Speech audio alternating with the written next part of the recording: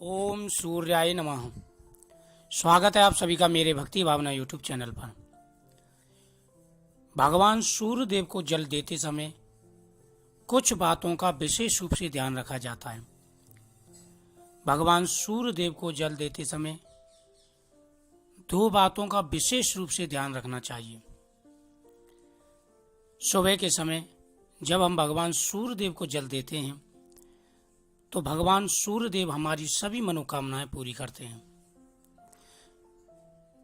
भगवान सूर्य देव को जल देने का प्राचीन समय से ही विधान है। सनातन धर्म के हिसाब से भगवान सूर्य पृथक देवता हैं और भगवान सूर्य को जिस कामना से भी सूर्य देव को जल दिया जाता है वह कामना हमारी पूरी होती है। माता लक्ष्मी का हमारे घर में वास होता है। जीवन के हर क्षेत्र में हमें कामयाबी मिलती है।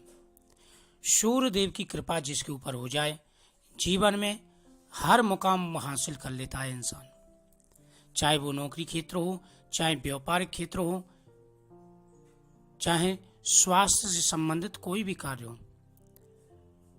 कहते हैं कि कुंडली में अगर सूर्य उच्च गए हों तो इंसान हर वह मुकाम हासिल करता है जिसकी उसे चाहत है। भगवान सूर्य देव को जल देते समय निम्न बातों का ध्यान रखते हुए भी जो लोटा होता है जिसमें हम जल रख करके भगवान को अर्घ देते हैं उस लोटे में भी कुछ ना कुछ डाला जाता है। खाली अर्घ नहीं देना चाहिए। सूर्य को जल देते समय जो बातें का ध्यान रखा जाता है वह मैं जानकारी आपको इस वीडियो में दे रहा हूं।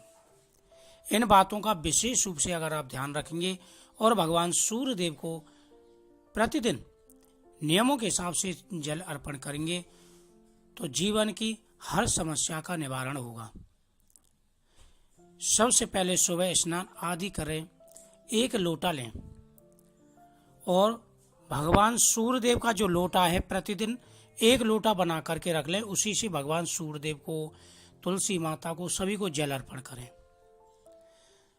उस लोटे के अंदर आप पानी रख डालें और पानी के साथ में 2 बूंद गंगा जल की भी उसके अंदर डाल दें। उसके बाद में उसमें थोड़े से चावल भगवान सूर्य को जल देने वाले लोटे में अगर हम चावल डालते हैं तो घर में कभी भी धन खत्म नहीं होता। उसके बाद में उसमें थोड़ी सी रोली, हल्की सी रोली और एक लाल फूल, यह सामान जरूर डालना चाहिए। उसके बाद में आप भगवान सूर्य देव की तरफ मुख करके खड़े हो जाएं और आपको भगवान सूर्य देव को जल देना है।